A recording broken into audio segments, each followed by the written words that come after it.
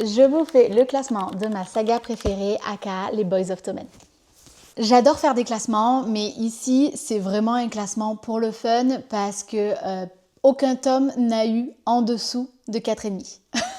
De 4,5 sur 5. Donc voilà, je les aime tous. Je les aime vraiment tous. En dernière position, et je l'ai adoré, je lui ai mis la note de 4,5 sur 5, on va retrouver Saving Six sur Joey et Ifa. J'ai adoré ce tome, c'est juste que je suis un peu moins fan des retours en arrière. J'aime pas quand on repart en arrière dans les histoires. Mais sinon, je les aime tellement que j'ai adoré quand même ce tome.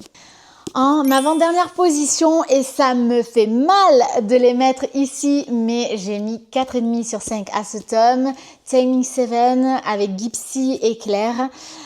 J'avoue que j'en attendais un peu plus de ce tome et c'est surtout les tout petits par rapport aux autres, mais je l'ai quand même adoré et j'ai très hâte de voir la suite de leur histoire.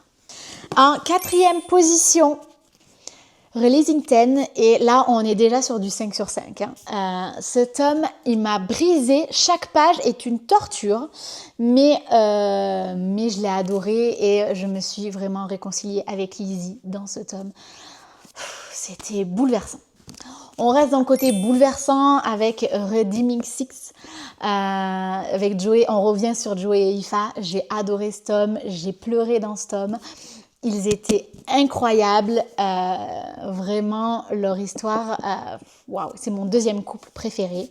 Parce que vous l'aurez compris, je suis une Johnny Shannon girl, je les adore, c'est mes chouchous, donc évidemment ils sont tout en haut de ce classement.